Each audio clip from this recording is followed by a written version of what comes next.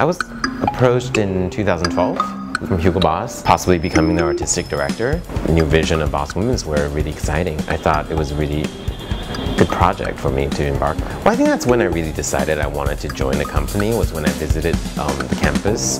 We call it the campus in Metzing. You arrive and there's, a lot of greenery, trees, land, and then, in the middle of it all are sort of 10 all-glass modernist buildings that are, I thought that was kind of really the starting point where the whole collection came from, was that idea of nature versus architecture. And then I think you can really see that influence right down to our first show in February, where literally the show venue itself was a recreation of the Hugo Boss campus. I think the women's wear collection, the Boss Women's Wear collection, is quite young, and I think what I bring to it is a distinct point of view that is quite feminine and wearable and modern. I never looked at the runway and real life as two separate things, and I really like the idea of incorporating the dream and the bigger ideas of fashion, incorporating that into our daily lives. And I think with the first Boss Women's Wear collection I've created, all the pieces could be snagged straight off the runway and be worn, because it should feel real, but it can feel inspirational and beautiful at the same time.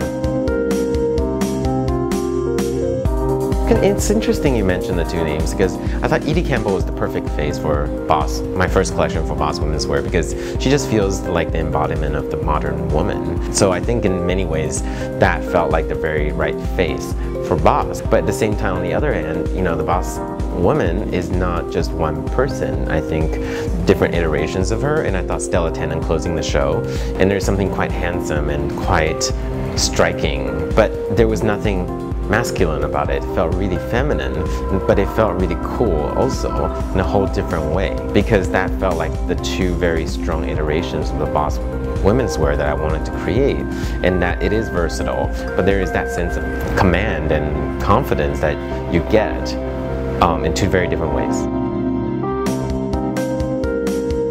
Strength and confidence is very important, because I think that's something that's quite well known for Boss Menswear, and there is a certain power that comes through the clothes and it comes through the person, and I wanted to translate that into the women's wear in a way that still felt completely feminine. And people ask me what the difference is designing my own label and designing for Hugo Boss. The difference is really, with my own collection, it's very personal, it's my aesthetic, it's very romantic.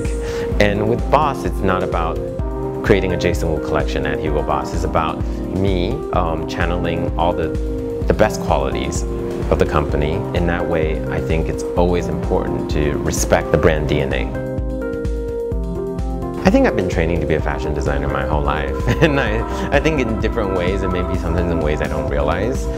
But yeah, I think definitely I wanted to be a fashion designer my entire life, and I think when my mom bought me my first sewing machine, it kind of sealed the deal. I think that's when my love affair with fashion really begun. Up to today, it's still very much deeply rooted in what I do, is the craftsmanship, and it's true for my own brand, and it's very true for Boss, and done very differently.